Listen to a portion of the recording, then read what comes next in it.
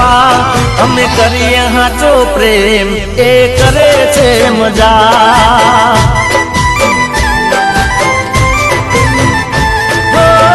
નથી રે એને મારા પ્રેમની પરવા નથી રે એને મારા પ્રેમની પરવા અમે કરીએ હાચો પ્રેમ એ કરે છે મજા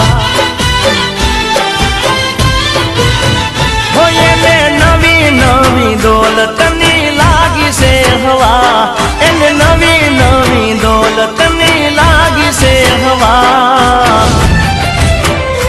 એ અમે કરીએ હાચો પ્રેમ એ કરે છે મજા